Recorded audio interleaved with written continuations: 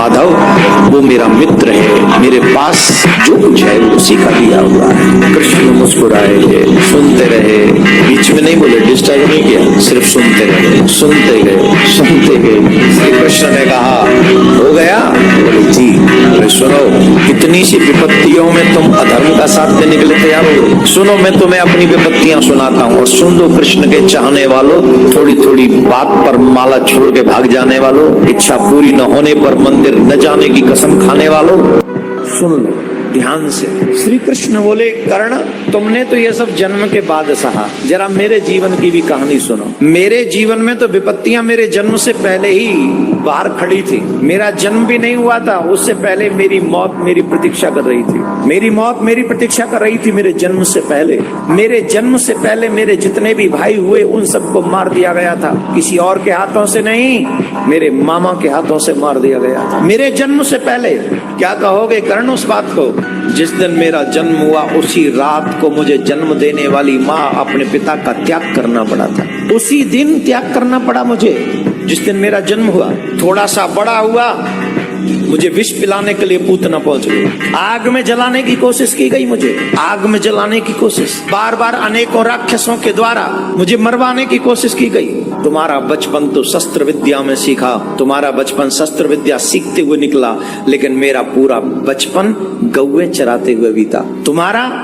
तुम्हें प्राप्त हुई शस्त्र विद्या, मेरी तो गुरुकुलम की विद्या ही 16 वर्ष की अवस्था में प्रारंभ हुई है। जन्म देने वाली माँ को छोड़ दिया, कब? जन्म लेते ही। और फिर 11 वर्ष बाद उस माँ को भी छोड़ना पड़ा जिस माँ ने मुझे पाल पोस के इतना बड़ा किया। अपनी प्यारी गोपियों को छोड़ के आना पड़ा, अपने प्यारे ग्वाल बालों को छोड़ के आना पड़ा, अपने मैया बाबा को छोड़ के आना पड़ा।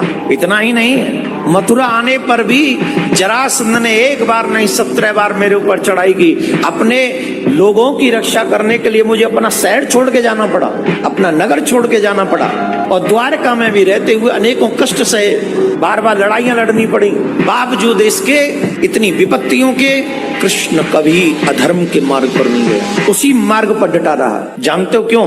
कितनी भी कठिन परिस्थितियां क्यों न हो, कोई भी कठिन परिस्थिति तुम्हें अधर्म के मार्ग पर जाने के लिए परमिशन नहीं देती, आज्ञा नहीं देती है, कदाप नहीं देती। अगर मार्ग में सिर्फ कांटे ही कांटे हों, माना मार्ग में कांटे ही कांटे हैं, लेकिन मार्ग छोड़ के भागने से तो बढ़िया है अपना हर एक कदम सोच समझ के रखो कि तुम्हें अगला कदम कहां सुरक्षा प्रदान कर सकता है। एक एक कदम स्टेप बाय स्टेप रखो। किसी भी स्थिति में, कोई भी कठिन परिस्थिति तुम्हें अधर्म के मार्ग पर चलने की आज्ञा नहीं देती, बिल्कुल भी नहीं देती। और जो ऐसा मानते हैं उन्हें कठिन परिस्थितियों का माना रास्ता कांटों से भरा है, पर अगला कदम तुम सोच के रखो, ये थोड़ी ना बना है। चुनौतियां, दुख, मुसीबत, परेशानियों से घबराकर जो व्यक्ति कुमार्ग पर चला जाता है वो एक जन्म नहीं अनेकों जन्मों को बर्बाद कर लेता है।